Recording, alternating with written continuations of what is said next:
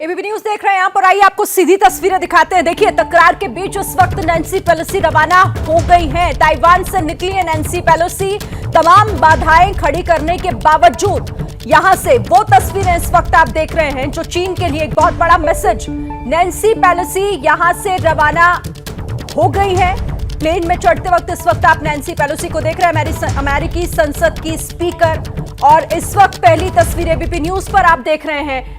यहां से रवाना होकर सीधा अब उनको साउथ कोरिया जाना है, लेकिन जिस तरह से वो यहां से उड़ान भर पाएंगी या नहीं सवाल बना हुआ था, तो तमाम सवालों पर ये पूरी तरीके से विराम लग चुका है। और अब यहां से वो रवाना हो रही है। देखिए, हाथ हिलाते हुए, सभी का अभिवादन स्वीकार करते हुए यहां से अब अगले पड़ाव पर, अपने दौरे पर निकल रही हैं नैन्सी पेलोसी।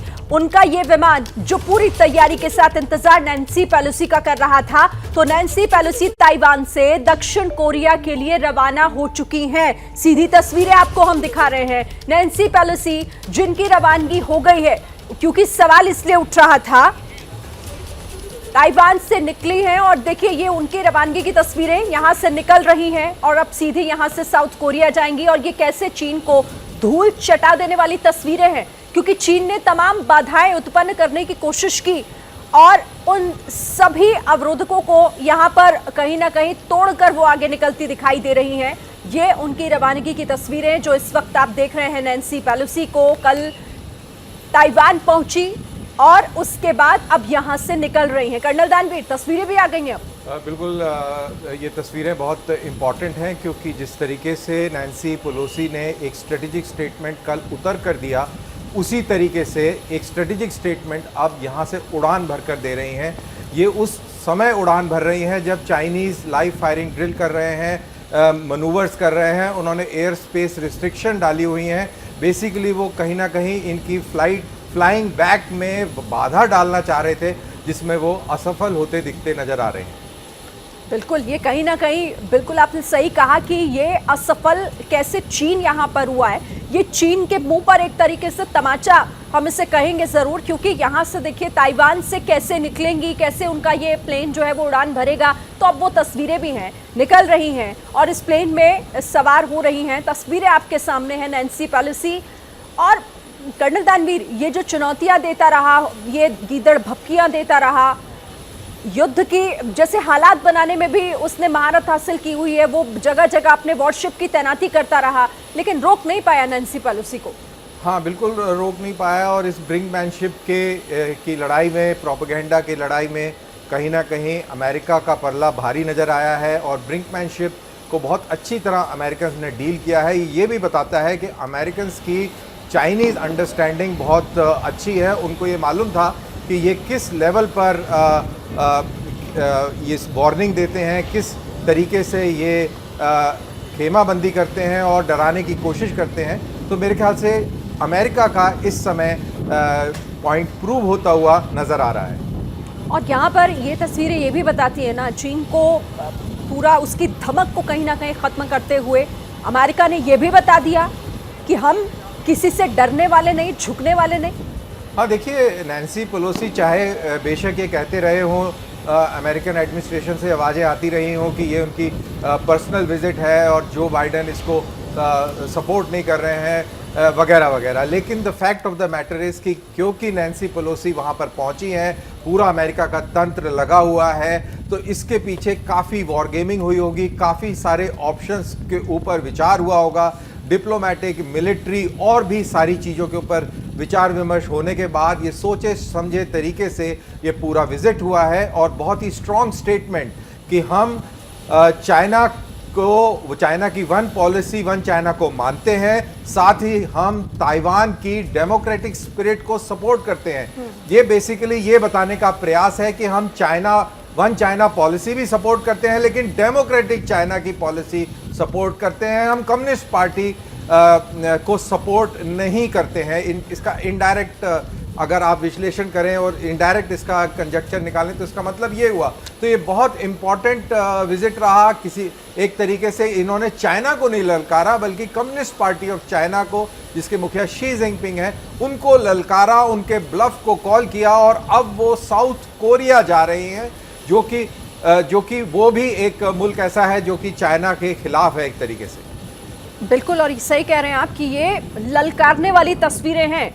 आपको हम तस्वीरें दिखा रहे हैं, देखिए इंतजार इसी तस्वीर का हो रहा था, इंतजार उस बात का हो रहा था कि आखिर वो कौन सा रूट हो सकता है जिस रूट के माध्यम से निकलेंगी यहाँ पर नैन्सी पेलोसी। तो उस रूट को भी कहीं ना कहीं उसे लेकर भी क्लैरिटी अब मिल चुकी है और यहाँ से निकलने के लिए पूरी तरह तैयार है नैन्सी पेलोसी और अब जाएंगी साउथ कोरिया। देखिए अंधेरे में उनका विमान लैंड किया था, अंधेरे में वो ताइवान आई थी, लेकिन अब उजाले में और एक तरीके से सीना चौड़ा कर यहां से निकल रही हैं और चीन को कहीं ना कहीं उसका पूरा ये घमंड तोड़ने वाली तस्वीरें हैं जो हम देख रहे हैं। क्योंकि चीन ने कोशिश तो बहुत की, कर्नल दानवीर, उसकी कोशिश बहुत रही। उसने ये भी कहा कि अमेरिका जबरदस्ती जो तनाव को बढ़ाने का काम कर रहा है, लेकिन नैन्सी पेलोसी का ये तक कह देना कि कुछ भी हो जाए हम डरेंगे या झुकेंगे नहीं। और दूसरी ये चीज, हालांकि चीन का नाम उन्होंने नहीं लिया, लेकिन ये कह देना कि हम हर तरह से और हर मुद्दे पर रक्षा सहित हम ताइवान के साथ खड़े। ये तो बहुत स्ट्रांग मैसेज, बहुत स्ट्रांग मैसेज हुआ। और इसमें इंपॉर्टेंट चीज ये देखिए कि चाइना जो कि इतना बड़ा मुल्क है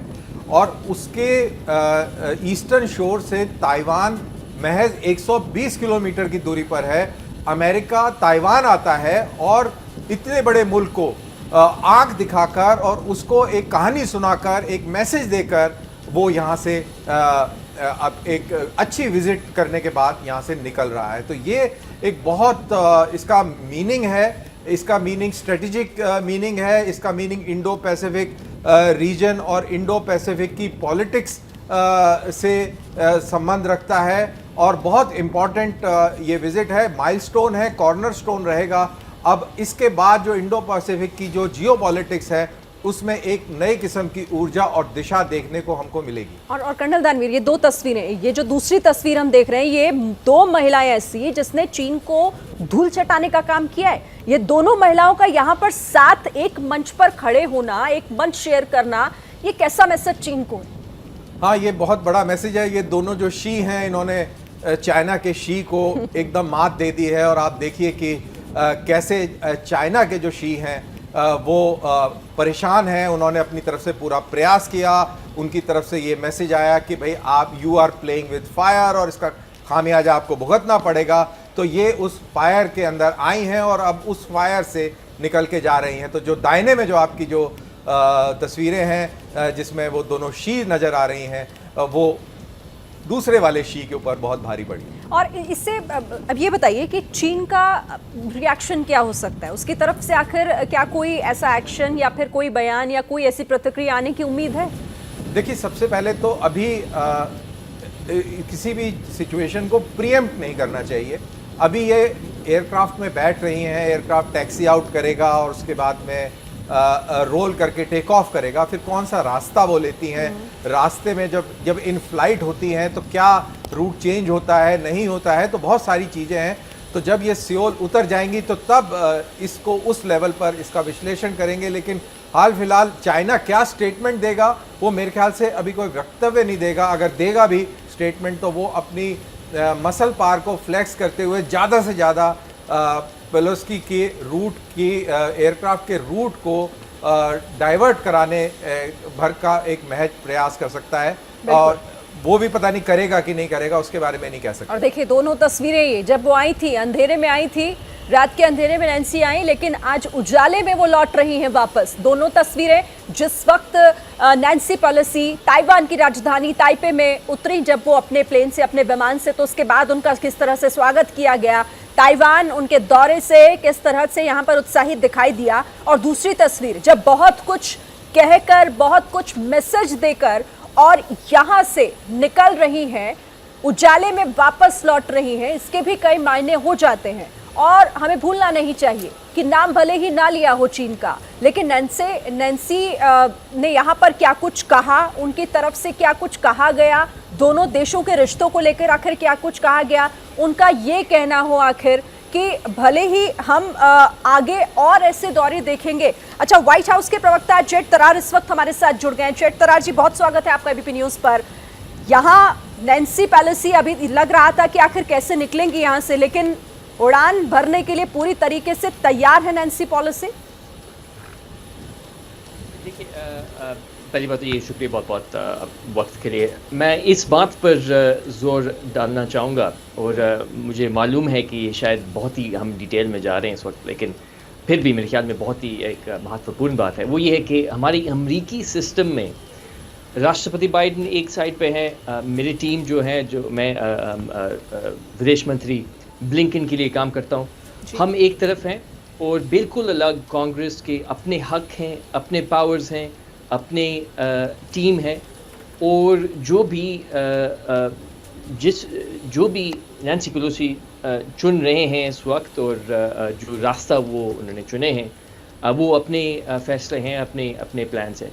ये कहते हुए मेरे ख्याल में सबसे जो महत्वपूर्ण बात है, और कल मेरे कॉलीग वाइट हाउस से जॉन कर्बी ने भी यही कहा है कि हम समझते हैं कि जो टेंशन बढ़ाने की कोशिश में है इस वक्त चीन बीजिंग से, जो हम सुन रहे हैं, वो हम समझते हैं कि अफसोस की बात है, क्योंकि ये जो दौरा हम देख रहे हैं, ये कोई नई बात नहीं है, ये पहले भी हो चुका है, बल्कि खुद कांग्रेस के मेंबर्स ताइवान से होके गए हैं इसी साल। तो हम समझते कि टेंशन बढ़ाने से कोई फ़ायदा नहीं, और हम उम्मीद करते हैं कि हम जो हमारे ताल्लुकात हैं चीन के साथ, वो सही रास्ते पे हम चला सकें। लेकिन ये सवाल मेरा इसीलिए भी है क्योंकि ये ऐसे मौके पर नैन्सी पेलोसी वहां पर पहुंची है जब चीन ने पूरी कोशिश कर ली। उसकी तरफ से बार बार ये कहा गया कि आप तनाव बढ़ाने का काम मत कीजिए, हालांकि अभी भी चीन की तरफ से यही कहा गया है कि नैन्सी पेलोसी का यहाँ आना तनाव को बढ़ाकर जा रही है। इससे आप कैसे देखें? देखिए, मेरे ख्याल में मैं एक बार फिर कहूँगा, अफसोस की बात है कि चीन ने ये फ़ैसला लिया कि उन्होंने ये जो आम बात है जो हो चुका है पहले, जो कि इसका प्रेसिडेंट है, या तो ये पहली दफ़ा हो रहा है कि एक कांग्रेस का मेंबर और कांग्रेस का लीडर ताइवान जा रहा है, जो कि सच नहीं है। न्यूट गिंग्रिच भी जा चुके हैं पहले ताइवान तक, और जब उन्होंने ताइवान का दौरा किया न्यूट गिंग्रिच ने, तो कोई ऐसा हमने रिएक्शन नहीं देखा चीन से उस वक्त। तो हमारा ख्याल ये है कि अफसोस की बात है कि चीन ने ये फ़ैसला लिया कि वो टेंशन को, इसको बहाना बनाकर टेंशन को बढ़ाने की कोशिश में है। लेकिन मेरे ख्याल में राष्ट्रपति बाइडेन ने ये बहुत स्पष्ट तौर पर कहा है, बल्कि उन्होंने खुद शी जिनपिंग के साथ फ़ोन किया, 2 घंटे का फ़ोन कॉल था उनके एक हफ़्ते पहले। वो राष्ट्रपति बाइडेन का कहना ये है, और उनका सोच ये है कि हमने बहुत एहतियात से ये ताल्लुकात संभालना है चीन के साथ, क्योंकि सच ये है कि अमेरिका चीन रिश्ता, जो ताल्लुकात हैं हमारे, बहुत ही महत्वपूर्ण है, और हम समझते हैं कि हम बल्कि हमारी फ़र्ज़ है, हमारी ड्यूटी है, अमेरिका की ड्यूटी क्या है कि हमने सोच समझ कर ये ताल्लुकात को हमने संभालना है। जी, जेट तराड़ हमारे साथ यहाँ कर्नल दानवीर भी हैं, वो भी आपसे कुछ पूछना चाह रहे हैं। जेट तराड़ साहब, मैं आपसे ये पूछना चाहूँगा, आपने ये बोला कि हमारे यहाँ पर एग्जीक्यूटिव अलग है और लेजिस्लेचर अलग है, आप जो बाइडेन और इनका मत अलग है, और नैन्सी पेलोसी का जो डिसीजन है वो बिल्कुल इंडिपेंडेंट है। यहाँ तक बिल्कुल आपसे सहमत है, लेकिन मैं आपसे ये पूछना चाहता हूँ कि ऐसा था तो ये प्राइवेट जेट से क्यों नहीं आई, ये किसी एयरलाइन से क्यों नहीं आई, ये एयरफोर्स 1 की तर्ज पर यूएस एयरफोर्स के एयरक्राफ्ट में क्यों आई, और रोनाल्ड रीगन के साथ साथ 4 अलग यूएसएस एयरक्राफ्ट जो हैं, करेक्शन नेवल शिप्स हैं, वो क्यों तैनात हैं, क्यों उनके एयरक्राफ्ट को मिलिट्री एस्कॉर्ट के तहत लेके आया गया, और क्यों ये पूरी एक्सरसाइज करी गई? अगर इसको वैसे देखें तो इसमें मिलियंस ऑफ यूएस डॉलर्स खर्च हुए हैं। तो अगर एग्जीक्यूटिव और लेजिस्लेचर अलग है, और जो आप कह रहे हैं कि ये एक इंडिपेंडेंट प्राइवेट विजिट है और आप उससे डिसोसिएट कर रहे हैं, तो इतना सारा जो एफर्ट है अमेरिकन, वो क्यों लगाया गया? जी कर्नल साहब, पहली बात तो ये कि बहुत बहुत शुक्रिया। ये मेरे ख्याल में इंतहाई महत्वपूर्ण सवाल है, और मैं थोड़ा सा बैकग्राउंड देना चाहूँगा आपके व्यूअर्स के लिए, और वो ये है कि जब भी कोई कांग्रेस के मेंबर कहीं भी दौरा करके आ रहे हैं, आम तौर पर वो यूएस एयरफोर्स फ्लाइट्स पे ही जाते हैं। तो ये बहुत नॉर्मल ऑपरेशंस हैं हमारे, मामूली बात है। तो हमेशा यूएस एयरफोर्स उन मेंबरों के लिए फ़्लाइट्स का बंदोबस्त करते हैं। तो ये कोई नई बात नहीं है कि स्पीकर पेलोसी यूएस एयरफोर्स के जेट पे जा रहे हैं कहीं। पहली बात तो ये है। दूसरी बात, जहाँ तक हमारे जो फोर्सेस के पोस्चर हैं वो भी एक अलग बात है, बल्कि कम साहब आप भी जानते हैं कि जो हमारे ऑपरेशनल प्लान्स होते हैं वो 24 घंटे में नहीं बनते, बल्कि ये काफ़ी बल्कि महीनों से हम बनाते हैं जब भी कोई ऑपरेशनल तो डिप्लॉयमेंट कराड़ साहब, होते मैं हैं। तो आपको इन यहीं बातों पे को, इंटरजेक्ट करूंगा। जो आपने ये पॉइंट बोला कि जो ऑपरेशनल प्लान होता है वो महीनों से बनता है, तो यानी कि ये महीनों से इस विजिट की तैयारी हो रही थी, क्योंकि पूरा ऑपरेशनल प्लान था इस विजिट को सपोर्ट करने के लिए। तो ये कहना कि इसके अंदर यूनाइटेड स्टेट्स ऑफ अमेरिका का एग्जेक्टिव इन्वॉल्व नहीं है इस पूरे डिसीजन में नैन्सी पेलोसी के, तो वो बिल्कुल गलत होगा, क्योंकि एज पर यू इसके पीछे कई महीनों की मशक्क़त शामिल है। मैं आई थिंक मैंने बहुत स्पष्ट तौर पे मैंने नहीं कहा। थोड़ा मैं क्लैरिफाइंग कमेंट्स में आपको देता हूँ। ये नहीं है कि हम महीनों से ये तैयारियां हम कर रहे हैं इस विज़िट का, ये नहीं मैं कह रहा। असल में मैं ये कह रहा हूँ कि जब भी हम प्लान्स बनाते हैं वो एक तरफ हैं, और जो मेरे कॉलीग्स पेंटागन में हैं जो उन्होंने फ़ैसला लिया वो अपनी जगह हैं।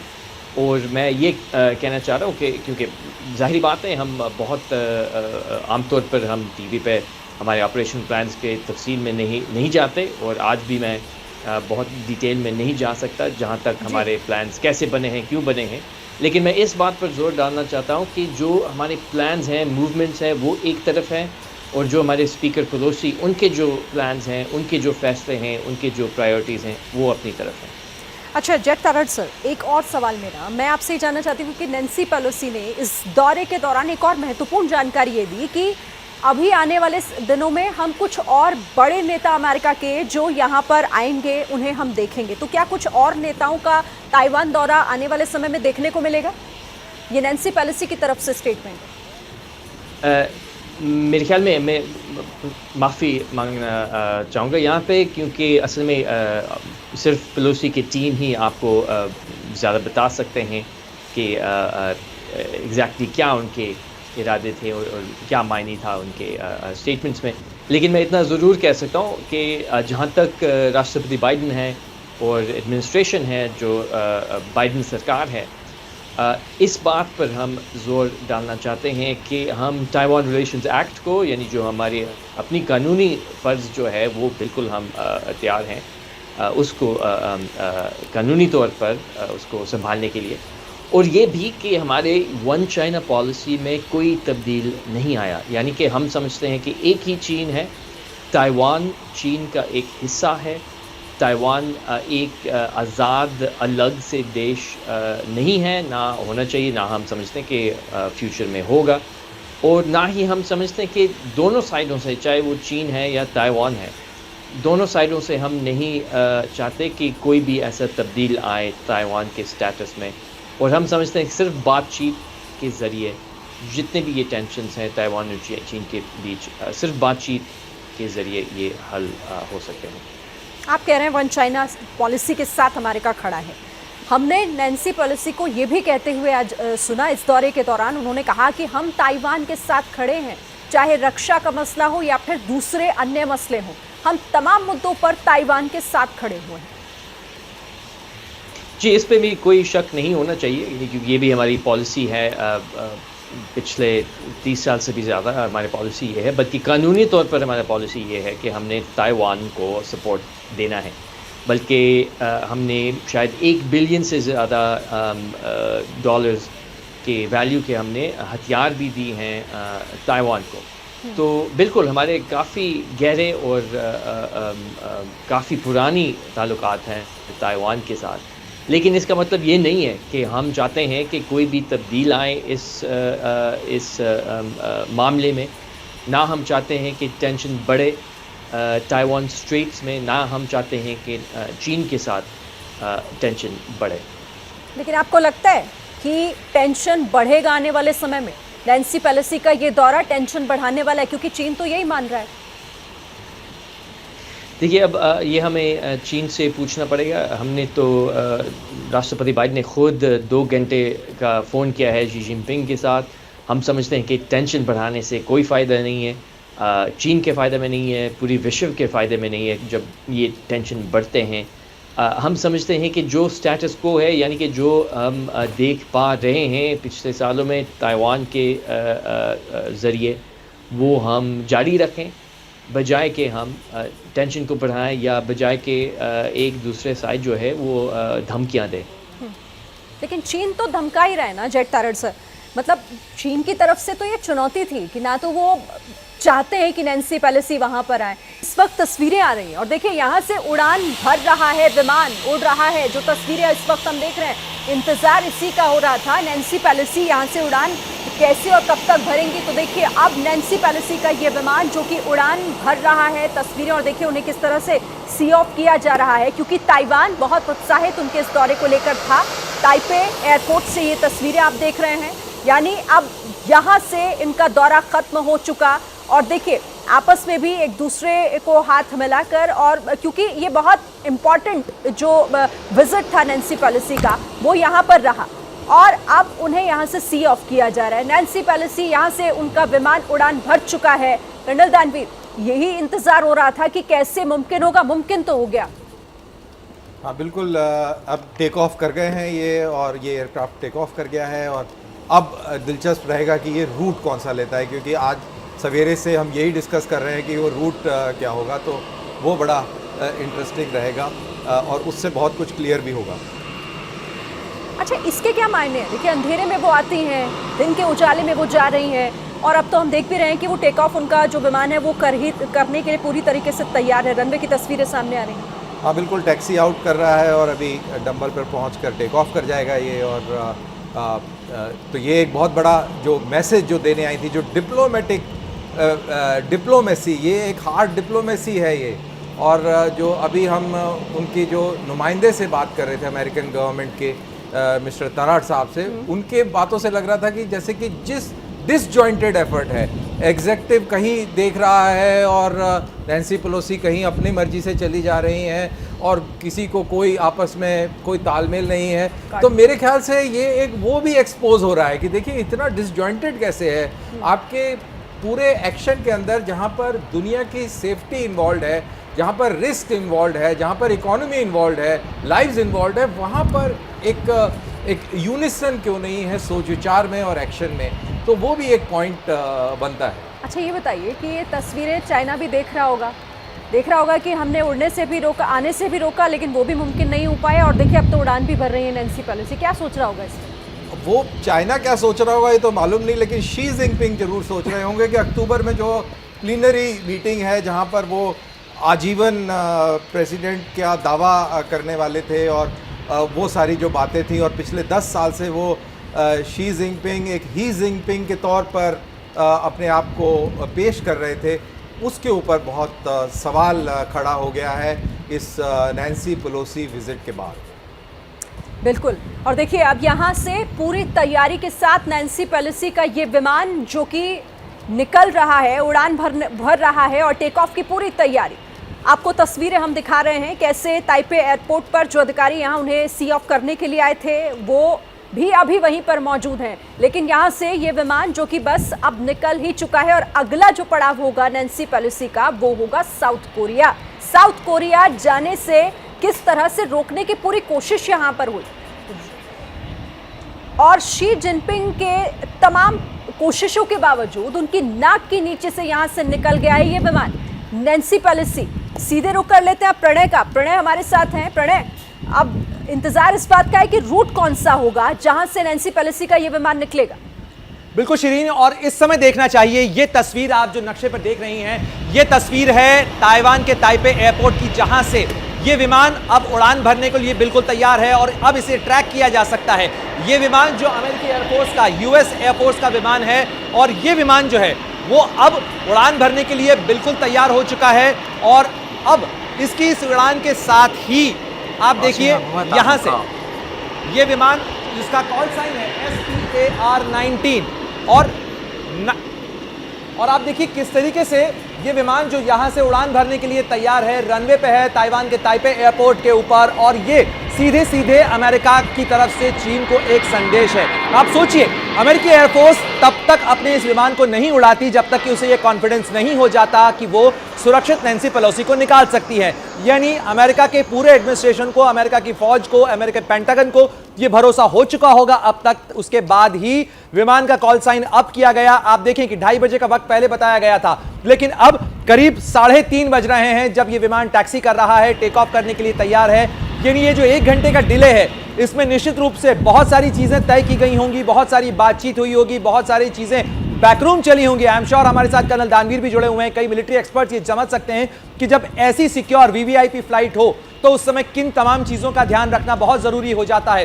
साथ ही जो साउथ चाइना सी, ईस्ट चाइना सी और पैसिफिक ओशन के अंदर यानी प्रशांत महासागर में जो समुद्री बेड़ा है अमेरिका का, उसकी जो पूरी तैयारी है, वो तमाम चीजें ये तय करती हैं कि किस तरीके से सुरक्षा दी जा रही है। यानी अंधेरे में इस विमान का उतारा जाना हो या दिन के उजाले के अंदर इस विमान का टेक ऑफ हो, इस उजाले के साथ अमेरिका ने यह भी साबित कर दिया है कि दिन दहाड़े वो चीन की उन तमाम धमकियों को सीधे सीधे वो उनकी नाक के नीचे से, शी जिनपिंग की नाक के नीचे से निकाल कर ले जा सकता है नैन्सी पेलोसी को। और नैन्सी पेलोसी की इस यात्रा ने कहीं ना कहीं चीन के उस तमाम गुबार की, चीन के उस तमाम दावे की हवा जरूर निकाल दी है। और ये जो विमान टेक ऑफ कर रहा है, ये अमेरिका का सीधे सीधे चीन को एक संदेश जरूर है कि अमेरिका सुपर पावर था और अमेरिका सुपर पावर है, क्योंकि चीन के तमाम दावों के बावजूद चीन की तरफ से बहुत सारे मेजर्स लिए गए। चीन की तरफ से कहा गया कि नैन्सी पेलोसी लैंड तो कर गई है, लेकिन अब ताइवान के चारों तरफ वो उसके सैनिक युद्धाभ्यास होगा, और उसने ये मिलिट्री फ्लाई जोन कर दिया इसे, यानी सिविलियन एयरक्राफ्ट्स को इस इलाके में उड़ान न भरने के लिए भी कहा।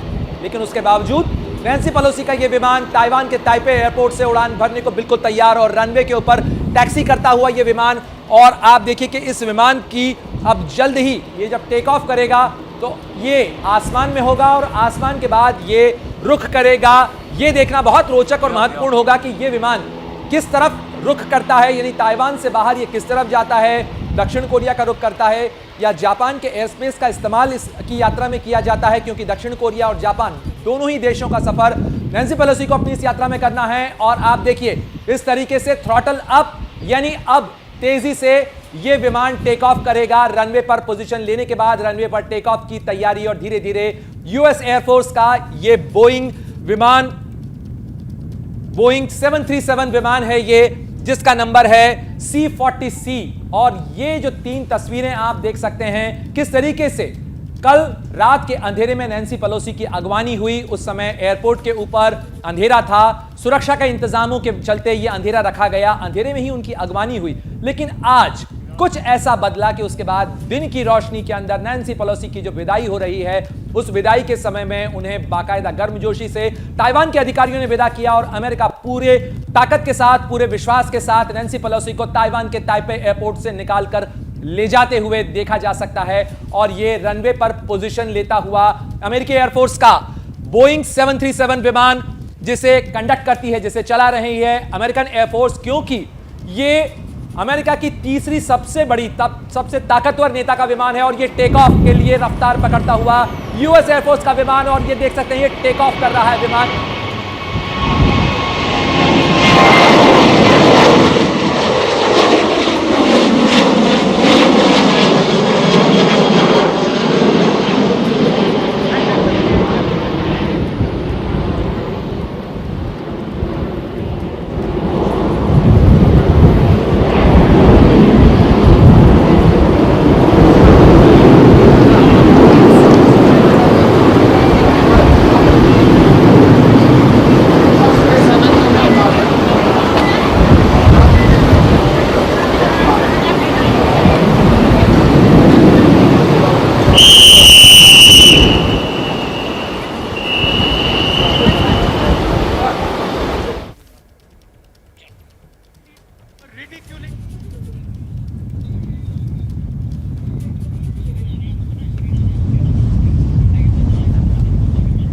देखिए ये तस्वीरें आप देख रहे हैं, यहां से उड़ान भर चुका है नैन्सी पेलोसी का ये विमान और अब अगला पड़ाव यहां साउथ कोरिया का। लेकिन सवाल अभी भी यही कि कौन सा रूट लिया जाएगा। जो खबरें आ रही थी कि जापान वाला जो रूट है वो शायद लिया जा सकता है, तो लेकिन अभी इसके लिए थोड़ा इंतजार करना होगा। प्रणय, फिर से मैं आपके पास आती हूँ क्योंकि आप बेहतर समझा पाएंगे कि कौन सा रूट और अब आगे ये कहां जाएगा विमान। बिल्कुल शिरीन, और ये आप लाइव ट्रैक कर सकते हैं। हम इस विमान को जो देख पा रहे हैं, ये विमान तेजी से आगे बढ़ता हुआ ताइवान के ताइपे एयरपोर्ट से उड़ान भरने के बाद इस विमान ने जिस डायरेक्शन के अंदर उड़ान भरी है, ये आप देखिए ताइवान की राजधानी ताइपे से कुछ इस तरीके से ये विमान आगे की तरफ बढ़ा है। फिलहाल इसके डायरेक्शन को देखकर इस बात का अंदाजा लगाया जा सकता है कि ये विमान तेजी से जो आगे बढ़ रहा है वो फिलहाल ये इलाका है। अगर आप ताइवान के नक्शे को देखें तो इस समय ये विमान इस तरीके से लग रहा है कि यहां से जाने के बाद ये निश्चित रूप से इस इलाके की तरफ जाएगा, यानी जहां पर जो चीन के का जो ये ब्लॉकेड है उसको क्रॉस करने की कोशिश होगी यहां से, और उसके साथ ही जापान का एयर स्पेस इस्तेमाल किया जा सकता है। ये ऐसा लगता है फिलहाल इसको देखकर, क्योंकि जिस डायरेक्शन के अंदर ये विमान उड़ा है उसे नक्शे के अंदर समझा जा सकता है। आप देखें इस तरीके से ताइवान की राजधानी ताइपे के आसमान में उड़ान भरते हुए ये यहां से रवाना हो चुका है और इस विमान को फॉलो किया जा सकता है। और आप देखें लगातार इस तरफ ये विमान आगे बढ़ रहा है। फिलहाल ताइवान के लैंड एरिया के ऊपर है और आप देखिए इस तरीके से ताइवान के ताइपे के एयरपोर्ट से निकलने के बाद ये विमान इस तरीके से आगे बढ़ रहा है और यहां से ये विमान आगे की तरफ जाएगा। और जब आगे की तरफ जाएगा तो उसका सामना किस तरफ से होगा, अगर आप देखें इस यहां से क्रॉस करने की कोशिश करेगी। Over to you Shirin. बिल्कुल, और इसी बीच एक बड़ी खबर आ रही है। बड़ी खबर ये आ रही है कि जापान के फाइटर विमान एस्कॉर्ट करने के लिए आगे बढ़े हैं, उड़ान भरी है उन्होंने जापान से। इस वक्त की बड़ी खबर जापानी मीडिया के हवाले से बता रहे हैं हम कि 6 F-15 फाइटर विमानों ने जापान से उड़ान भरी है। जापान के ओकिनावा एयरपोर्ट से इन तमाम जो 6 बताया जा रहा है फाइटर जेट है ये जापान के, इन्होंने उड़ान भरी और साथ ही 3 टैंकर एयरक्राफ्ट ने भी यहां से जो है वो उड़ान भरी है। सुरक्षा के लिए अमेरिकी बेस से उड़ान भरी है। तो ये सुरक्षा व्यवस्था कैसे जापान से की जा रही है, जापान से अब एस्कॉर्ट करने की ये पूरी तैयारी है प्रणय नैन्सी पेलोसी के इस विमान को। बिल्कुल शिरीन, आप देखें इस विमान की पोजीशन, आप देखिए ये विमान यहां से ताइवान से इस तरफ बढ़ रहा है, यानी ये ईस्ट की तरफ जा रहा है। और इस ईस्ट की तरफ जाने वाले इस विमान को अगर आप देखें इस नक्शे के ऊपर, तो इस नक्शे के ऊपर साफ समझा जा सकता है कि ये विमान आखिर कहां जा रहा है, क्योंकि ये जो एरियाज देख रहे हैं आप, ये जो नाहा है ओकिनावा जिसका जिक्र आप कर रही थी, ये जापान की राजधानी है। जापान के ओकिनावा प्रांत की राजधानी है नाहा, और नाहा के ये जापानी एयर स्पेस यहां से आ जाता है। और जापानी एयर स्पेस में आने की ये जो मियाकोजिमा ये भी जापान है और ये भी जापान है। तो ऐसे में जबकि जापान की इलाके में ताकेतोमी ये भी जापान है, यानी ताइवान से निकलते ही जापान के एयर स्पेस के अंदर जैसे ही नैन्सी पेलोसी का विमान दाखिल होगा, आप देखें विमान की पोजीशन एक बार फिर आपको दिखा देते हैं। विमान की पोजीशन देखिए, जिस तरीके से ताइवान से निकलने के बाद ये विमान इस तरफ आगे बढ़ रहा है, यानी इस डायरेक्शन में अगर वो जाता है तो वो पहुंचेगा इस जगह पर जहां पर जापान की टेरिटरी है। और इसीलिए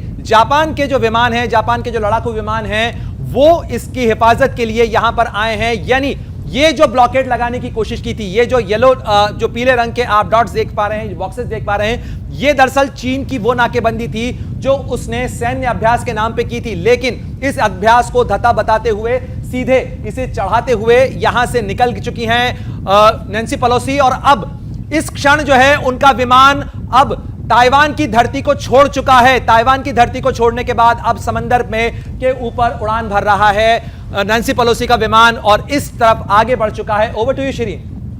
बिल्कुल, तो जिस तरह से आप देख रहे हैं कैसे लगातार यहां से अब निकल चुका है विमान, और ये बड़ी खबर हमने भी आपको बताई कि जापान के कैसे एयरक्राफ्ट जो हैं, जापानी मीडिया के हवाले से खबर आ रही है कि एस्कॉर्ट कर रहे हैं। कर्नल दानवीर, इसके मायने क्या हो जाते हैं? 6 F-15 फाइटर विमानों ने जापान से उड़ान भरी है। जी हाँ, ये ओकिनावा एयरबेस वहाँ पर अमेरिकन फाइटर्स हैं, नेवल एसेट्स भी हैं और वहाँ से इन्होंने उड़ान भरी है। ये ठीक तरीके से वही पैटर्न है जो कल फॉलो किया गया था। अमेरिकन फाइटर एयरक्राफ्ट्स एस्कॉर्ट कर लेकर आ रहे थे और जब ताइवानीज एयरफोर्स एयर स्पेस में आए तो ताइवानीज एयरफोर्स ने टेक ओवर कर लिया।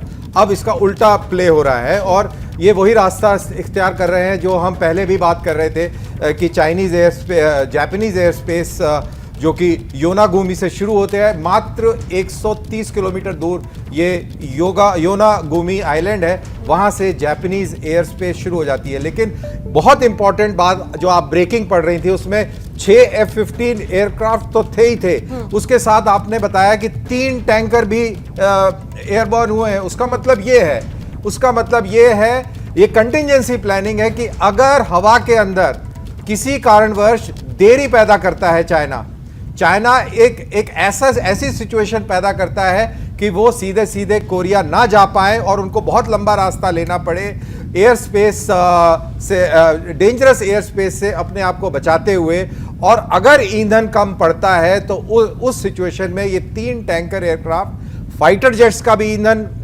पूरा करेंगे और साथ के साथ ये एयरक्राफ्ट जो वीआईपी एयरक्राफ्ट है, शायद अभी मेरे को ये मालूम नहीं है कि ये एयर टैंक जी तो समझा सकें कि अगर योनागुमी के ऊपर यह विमान पहुंच जाता है तो क्या यह माना जाए कि खतरा टल चुका है, यानी चीन की तरफ से जो चुनौती दी गई थी उसकी हवा निकल चुकी? देखिए, ये जापानीज एयर स्पेस में जाएगा, लेकिन उसके बाद में फिर जापानीज एयर स्पेस से जब वो कोरियन एयर स्पेस में जाने के लिए जब डायरेक्शन चेंज करेगा तो आप ये मत भूलिए कि बीच में इंटरनेशनल वाटर्स हैं और इंटरनेशनल वाटर्स किसी के नहीं होते हैं। तो इस तरीके के हथकंडे, इस तरीके के जो एक्शन जो हम चाइनीज़ के तरफ से हमने पहले भी कई बार साउथ चाइना सी के अंदर देखा है, जब अमेरिकन एयरक्राफ्ट वहाँ से उड़ते हैं, मिलिट्री एयरक्राफ्ट उड़ते हैं, तो कैसे उनको थ्रेटन किया जाता है नॉन एग्रेसिव मैनर में। तो वो उस तरीके की कार्रवाई भी हो सकती है और एक कंटिजेंसी है। जैसा मैं बता रहा था कि ये जो टैंकर एयरक्राफ्ट है ये उसी कंटिजेंसी को मद्देनजर रखते हुए उन्होंने ये उड़ान भरी है। यानी कर्नल दानवीर, आप ये कह रहे हैं कि वो जो चीन ने घेराबंदी पूरी की थी ये उसका तोड़ है, ये उसके तोड़ के तौर पर एक कार्रवाई हम देख रहे हैं जो जापान की तरफ से भी अब देखी जा रही है। देखिए, ये तोड़ इसके अंदर एक ऑप्शन हमेशा से बना हुआ था और वो ऑप्शन वही था जो जिस की हम शुरू से बात कर रहे हैं और जो प्रणय भी अपने नक्शे के ऊपर दिखा रहे हैं और जो अभी दिख भी रहा है एक विंडो में कि वो एयरक्राफ्ट ड्यू ईस्ट जा रहा है और ये ईस्ट उसी द्वीप श्रृंखला की ओर है जहां से जापानीज टेरिटरी शुरू हो जाती है। यानी कि योनागुमी है, फिर उसके बाद में ताकेतोमी है और इसी तरह नाहा है ओकिनावा का, और ये वही द्वीप श्रृंखला है। तो ये उसी तरफ बढ़ता नजर आ रहा है। तो let's see how it pans out. तो चीन के चक्रव्यूह को तोड़ते हुए और चीन की धमकियों की हवा निकालते हुए हवा में उड़ चुकी हैं नैन्सी पेलोसी ताइवान की राजधानी ताइपे से, और लगातार उनके विमान को ट्रैक किया जा सकता है। ये वो विमान है यूएस एयरफोर्स का जो कि अब 34,135 फुट की ऊंचाई पर पहुंच चुका है, और इस विमान के साथ ही इसमें सवार नैन्सी पेलोसी अब रवाना हो चुकी हैं ताइवान की राजधानी ताइपे को छोड़कर, और इस विमान का रुख अब जापान के इलाके की तरफ बढ़ता चला जा रहा है। और इस विमान के साथ ही चीन ने जो दावे किए थे, चीन ने जो धमकियां दी थी, उनकी भी हवा निकल चुकी है, और नैन्सी पेलोसी ताइवान की राजधानी ताइपे से संदेश देकर चीन की चुनौती को एक सीधे तौर पर चुनौती देकर अब रवाना हो चुकी हैं, और अब वो आगे जाएंगी। जापान और दक्षिण कोरिया का सफर उनको करना है, और इसके साथ ही ये जो धमकी चीन की तरफ से दी गई थी और जो ब्लॉकेड लगाया गया था, ये जो ब्लॉकेड है अब वो पूरी तरह से खोखला साबित हो रहा है, क्योंकि अमेरिका ने चीन की नाक के नीचे से उन्हें लैंड भी करवाया और टेक ऑफ भी कराया, और नैन्सी पेलोसी एक सीधा संदेश देकर चीन के राष्ट्रपति शी जिनपिंग को रवाना हो चुकी हैं। जल्द लौटते हैं इस बड़ी खबर के साथ और भी अपडेट आपको देंगे। आप देखते रहें एबीपी न्यूज। क्या मजबूरी है मेरी, बताइए।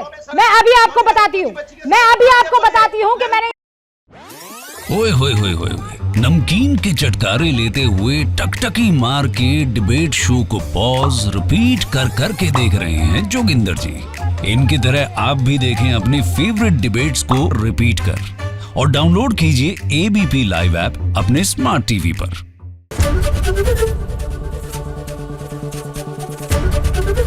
एबीपी न्यूज आपको रखे आगे।